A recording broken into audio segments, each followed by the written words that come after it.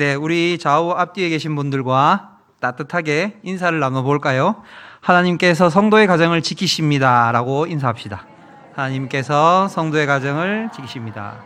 말씀으로 승리합시다. 말씀으로 승리합시다. 네, 오늘 이 자리에 모인 우리 모두의 심령 가운데 세상이 줄 수 없는 하나님의 위로와 깨닫게 하시는 성령의 은혜가 가득하기를 간절히 소망합니다. 네, 지난달에 제가 설교를 멋진 남자라는 제목으로 말씀을 드렸었습니다. 그러니까 몇몇 남자분들이 저한테 찾아와서 따지시더라고요. 멋진 남자는 있는데 멋진 여자는 없느냐? 그래서 이제 멋진 여자를 한번 준비해 봐야 되겠다. 그렇게 이제 고민을 해서 오늘 말씀을 준비했습니다. 그래서 멋진 여자로 이제 설교 제목을 하려고 보니까 지난주에 멋진 남자 서진우 전도사 이래 나왔잖아요, 화면에. 멋진 여자 서진우 전도사 이래는 좀 이상하더라고요. 우리가 어떻게 할지 고민하다가 성경 말씀에 있는 그대로 오늘의 말씀 잠언 31장 30절에 있는 말씀으로 이제 여자분들에 대한, 우리 성경이 가르치는 여자분들에 대한 아름다운, 어떤 모습이 아름다울까 한번 고민을 해봤습니다. 네, 오늘 우리가 읽은 성경 본문을 보면 성경 전체를 관통하는 매우 중요한 영적 전쟁의 원리가 등장합니다. 창세기를 보면 인류를 무너뜨리려는 마귀의 첫 번째 공격 대상이 누구였죠? 누구였습니까? 아담이었습니까? 하와였죠, 하와. 네, 하와를 뱀이 유혹을 하지 않습니까? 그죠? 네, 즉 여인이었습니다. 우리는 질문을 한번 해보셔야 합니다. 마귀는 왜 아담이 아닌 하와를 먼저 미혹했을까요? 다시 말하면 왜 하필 여인을 먼저 미혹을 했을까요? 사탄은 너무나 영악하게도 잘 알고 있었던 겁니다. 하나님이 세우신 가정 안에서 여인이라는 자리가 얼마나 강력하고 중요한 자리인지를 말입니다. 여자를 통해 남자를 흔들어야 가정을 더 쉽게 무너뜨릴 수 있고, 아내를 통해 남편을 영적으로 무너뜨릴 수 있으며, 엄마를 통해 자녀의 영혼과 가치관을 가장 강력하게 좌우할 수 있다는 것을 사탄은 너무도 잘 알고 있었습니다. 그만큼 여자의 자리는 정말로 중요합니다. 그래서 사탄은 여자가 하나님이 주신 자기 사명의 자리를 깨닫기도 전에 미디어와 세상 문화를 통해 끊임없이 속임수를 던져왔습니다. 사탄은 수년간 미디어를 통해 멋진 여자의 기준을 바꾸어 놓았습니다. 여러분들 미디어를 통해 보는 멋진 여자는 어떤 여자들이죠? 어떤 여자들인가요? 네, 예쁘고, 그죠? 맞아요. 예쁘고, 몸매 좋고, 옷 잘 입고, 운동도 잘하고, 센스도 있고, 능력도 있고, 경제력도 있고, 자기 관리를 철저하게 잘하는 여자, 즉 자기 삶을 주도적으로 사는 여자가 멋진 여자로 여기게 만들었습니다. 그러나 성경 어디에도 하나님이 기뻐하시는 여자가 이 조건들을 갖춘 여자라고 말씀하신 적은 없습니다. 성경은 예쁘고 뛰어난 여자보다 먼저 뭐라고요? 오늘 말씀? 하나님을 경외하는 여자를 귀하게 말씀하고 계십니다. 세상은 여자를 외모와 능력과 성취로 보지만 하나님께서는 그 여자의 중심과 마음이 누구를 경외하는지, 무엇을 사랑하는지, 어떤 영으로 살아가는지를 보고 계십니다. 오늘의 말씀 다시 한번 읽어볼까요? 잠언 31장 30절 말씀 다시 한번 우리 한 목소리로 읽어볼게요. 네.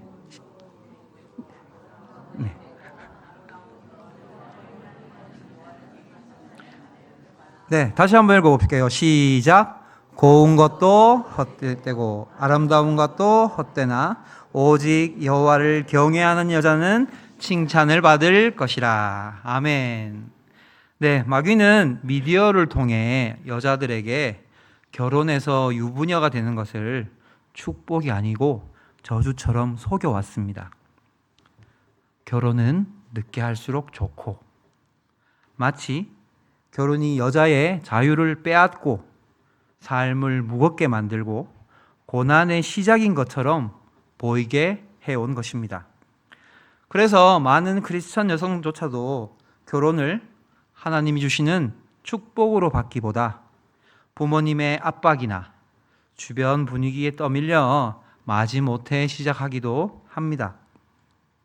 결혼이 기쁨으로 들어가는 언약이 아니라 고난의 시작처럼 여기며 결혼을 시작하는 것, 그것이 이미 사탄에게 크게 속고 있는 것입니다. 마귀는 미디어를 통해 하나님이 정하신 여자의 출산을 큰 손해처럼 보이게 하고 남자에 비해 더 불리하고 억울한 일처럼 느끼게 만듭니다. 또 자녀의 양육의 시간을 마치 시간을 빼앗기는 것처럼 보이게 하고 가정에 집중하는 삶을 뒤처진 선택처럼 느끼게 만듭니다. 그래서 많은 여자들이 자녀를 하나님의 선물로 보기 전에 내 삶의 무거운 짐처럼 먼저 배우게 됩니다. 그 이유는 여자들이 아내의 역할을 요리하고 청소하고 살림하는 것으로만 여기고 엄마의 역할을 씻기고 먹이고 재우고 학원 보내는 것으로만 여기기 때문입니다. 그러나 성경은 여자의 역할을 단순 육체 노동으로 말하지 않습니다. 하나님은 여자를 가정 안의 영적 분위기와 방향을 세우는 존재로 보십니다. 성경이 말하는 엄마는 단지 아이를 관리하는 사람이 아닙니다.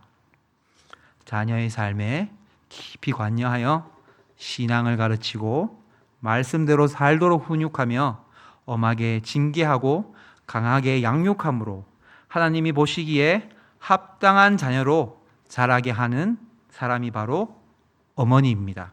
즉, 어머니는 아이를 육적으로만 건강하게 키우는 사람이 아니라 아이를 영적으로 성숙하게 세워가는 그런 위대한 사람입니다. 많은 크리스천 엄마들이 자녀들에게 좋은 옷을 입히는 것에 신경을 쓰지만 좋은 영성을 갖추게 하는 것에는 그다지 관심이 없습니다. 아이가 밖에서 놀고 와서 흙이나 먼지가 묻은 옷을 열심히 빨아주지만 아이가 짜증과 불순종으로 영에 더러운 먼지가 쌓여가는 것에는 무감각합니다. 몸에 좋은 음식은 꼼꼼히 챙겨 먹이지만 정작 생명의 양식인 말씀은 챙기지 않습니다. 학교에서 배우는 과목, 영어, 수학, 국어 이런 과목이나 학원 성적은 오르기를 바라지만 성경의 열매, 성령의 열매, 사랑, 자비, 충성 이런 성령의 열매는 자라는 것에는 관심이 없습니다. 이것이 바로 오늘날 많은 크리스천 엄마들의 모습입니다. 사탄은 하나님이 죄 없고 깨끗한 자를 축복하시고 거룩한 자를 사용하시는 것을 잘 알고 있습니다. 그러기에 그 어떤 자녀도 깨끗하고 거룩해지지 못하게 하려는 것입니다. 자녀가 화를 내도 짜증을 내도 미워해도 불순종해도 질투해도 시기해도 욕심을 내도 게을러도 거짓말을 해도 부모가 야단도 훈계도 하지 못하게 합니다. 그냥 매일 육적으로 먹이고 입히고 재우기만 하면 그 자녀는 절대 하나님께 쓰임받지 못하기 때문입니다. 마귀는 더 나아가 비교와 불만도 심어줍니다. 남편의 강점보다 부족한 점을 더 크게 보게 하고 지금의 가정보다 남의 삶이 더 좋아 보이게도 하고 감사보다 결핍이 먼저 보이게 합니다. 그렇게 되면 여자는 가정을 세우는 사람이 아니라 가정 안에 냉기와 불만을 흘려보내는 사람이 됩니다. 잠언 14장 1절 말씀은 이렇게 말하고 있습니다. 지혜로운 여인은 그 집을 세우되 미련한 여인은 자기 손으로 그것을 허느니라. 마귀는 미디어를 통해 여자들을 속이고 있습니다. 예능에 나오는 크고 세련된 집을 보며 자기 집이 작아 보이게 합니다. 드라마에 나오는 키 크고 잘생긴 남자를 보며 자기 남편이 볼품없어 보이게 합니다. SNS에 나오는 여행지와 호텔들을 보며 자기 삶이 따분해 보이게 합니다. 인플루언서들의 몸매나 명품 아이템들을 보며 자기 몸과 가진 것들을 초라해 보이게 합니다. 지인들의 자녀들의 이야기를 들으며 내 자녀도 반드시 성공시켜야 한다고 조급하게 만들기도 합니다. 계속해서 하나님의 것이 아닌 육적인 것에 시선을 빼앗기게 하고 영적인 것에는 점점점 더 눈이 멀게 만드는 방법을 사탄은 쓰고 있는 겁니다. 또한 마귀가 자주 쓰는 방법 중에 하나는 어머니의 정체성을 지우는 것입니다. 어머니가 하나님의 귀한 딸이고 하나님이 그 사람을 향한 분명한 뜻과 부르심이 있다는 것을 잊게 만듭니다. 그렇게 무너지는 엄마의 모습 중 하나는 자녀가 우상이 되어 있는 엄마입니다. 안방도 자녀에게 내어주고 식탁 메뉴도 모두 자녀에게 맞춰주고 교회도 자녀가 잘 다닐 수 있는 곳으로 정하고 자신에 대한 기도보다 자녀에 대한 기도가 더 많고 이사도 남편의 직장이 아닌 학교 근처로 가고 삶의 모든 것을 다 자녀에게 맞춰서 사는 그런 모습들입니다. 내 삶을 뒤로 하고 자녀를 위해 희생하는 것이 하나님이 기뻐하시는 삶이라고 착각하게 만듭니다. 그리고 아이의 성적, 아이의 외모, 아이의 성공, 아이의 경험 안에서 자기 존재의 의미를 찾으며 마치 엄마가 제2의 인생을 사는 것처럼 자녀의 인생을 대신 살아주게 됩니다. 그러는 사이 엄마는 하나님과의 1대1 관계는 없어지고 엄마를 향한 하나님의 뜻과 부르심도 듣지 못합니다. 결국 어머니는 자녀를 사랑하는 사람을 넘어 자녀 안에 자기 자신을 묻어버리는 그런 안타까운 사람이 되고 맙니다. 이것이 바로 마귀가 한 여자를 지우는 방법입니다. 여러분들 혹시 그거 아십니까? 유독 한국에서만 철수맘, 영희맘 이런 자녀의 이름으로 호칭을 정하거나 프로필 아이디를 설정한다는 사실을요. 그것 자체가 문제가 되지는 않습니다. 그러나 그만큼 많은 엄마들이 자기 이름보다 자녀의 이름으로 불리며 살아간다는 것을 보여줍니다. 마귀는 그 틈을 노려 항상 자녀가 먼저가 되고 시간도 관심도 배려도 모두 자녀에게만 쏟게 합니다. 더 나아가 자녀를 왕처럼 세우고 남편은 언제나 맞춰주는 사람처럼 대하게 합니다. 이것은 사랑이 아닙니다. 이것은 가정의 질서를 뒤집는 것입니다. 마귀는 이것을 사랑과 희생이라는 말로 포장합니다. 아내에게는 남편에 대한 존중이 반드시 필요합니다. 그런데 마귀는 대놓고 아내들에게 남편을 존중하지 말라고 가르치지는 않습니다. 대신 훨씬 더 교묘하게 자녀라는 우상을 가정 한가운데에 끼워 넣는 것입니다. 가정 안에서 하나님이 세우신 질서가 뒤바뀌어야 그 가운데 축복이 임할 수 없다는 것을 마귀는 알고 있기 때문입니다. 그렇기에 영적 권위의 순서를 거꾸로 뒤집어 놓는 것입니다.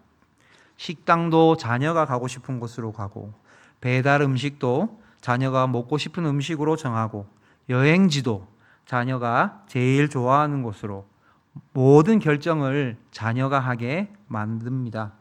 그리고 마지막 남은 치킨 닭다리도 자녀에게 줍니다. 아빠가 그걸 먹으려고 했다간 어떻게 되죠? 아내에게 혼납니다. 반대로 또 자녀를 짐처럼 여기는 엄마도 있습니다. 육아를 귀찮고 부담스럽고 자신의 자유를 빼앗는 일처럼 여깁니다.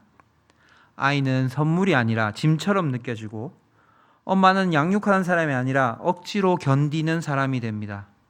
그렇게 되면 아이도 자기가 환영받는 존재가 아니라 방해가 되는 존재처럼 느끼게 됩니다. 마귀는 이런 엄마에게 계속해서 짜증이 나게 하고, 가정과 관련된 모든 일을 스트레스로 여기게 되며 남편과 자녀와 관련된 것들을 귀찮게 느끼게 만듭니다. 원래는 가정을 하나님께 올려드려야 하나님의 도우심 안에서 감당해 나가야 하는데, 혼자의 힘으로만 할 때 이런 일들이 발생할 수 있습니다. 마귀는 바로 그 지점을 파고들어 엄마와 아내의 역할을 철저히 무너뜨립니다. 우리가 한 가지 알아야 될 사실이 있습니다.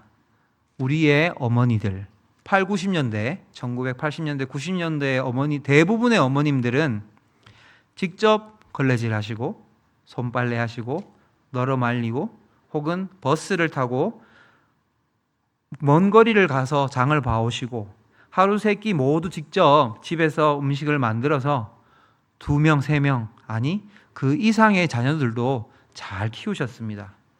그때에는 로봇 청소기도, 건조기도, 젖병 소독기도, 식기 세척기도, 배달 어플도, 택배도, 새벽 배송도, 좋은 유모차도, 좋은 기저귀도, 분유 포트도, 카시트도, 스마트폰도 모두 다 없던 시절이었습니다. 그리고 그때 대부분의 남자들은 육아나 살림을 조금도 돕지 않던 시절이었습니다.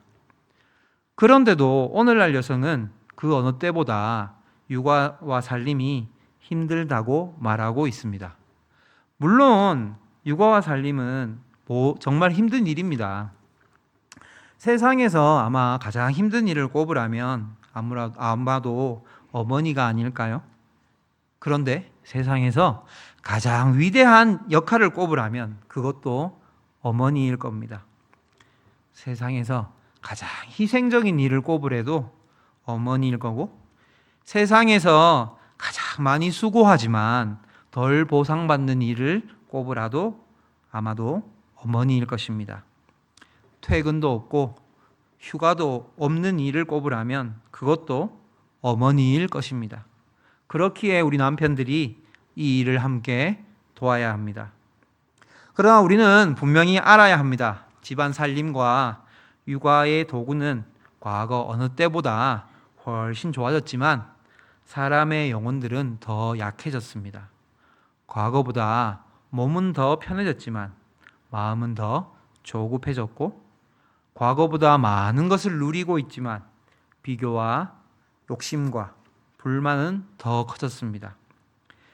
예배와 설교와 말씀과 신앙서적이 훨씬 더 많아졌지만 과거에 비해 헌신과 믿음은 더 약해졌습니다.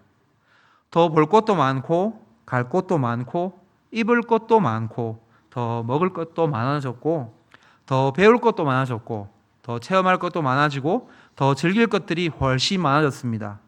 즉, 나를 위한 시간을 뒤로 하고 가정을 위해 자신을 드리며 가족을 위해 헌신하는 것이 점점 더 어려운 시대가 된 것입니다. 우리가 마지막 때에 깨어있는 자가 누가 될까요? 지극히 이기적이고 자기중심적인 시대 속에서 사람들의 영혼은 약해지고 마음이 조급해지고 욕심과 불만이 커지고 인내와 절제가 사라져갈 때 깨어서 하나님의 말씀을 따라가는 자일 것입니다. 우리는 세상 사람들과 달라야 합니다. 그리고 세상 가족들과도 달라야 하고 세상 사업들과 달라야 합니다. 세상 남편이, 세상 아내가, 세상 자녀가 어떻든 우리는 말씀을 따라야 합니다. 우리는 세상의 흐름과 세상의 트렌드를 쫓고 따라가는 사람이 아니라 성경이 말하는 성경적 인생관, 성경적 가족관, 성경적 재정관, 성경적 세계관을 붙들고 거슬러 가는 사람이 되어야겠습니다. 지금 이 말씀을 듣고 있는 모든 사랑하는 우리 함양교회 성도 여러분들은 하나님 중심의, 성령 중심의, 오직 여호와를 경외하는 삶을 살고 말씀으로 굳건해지는 그런 삶을 살게 되기를 기도합니다. 아멘. 기도하겠습니다.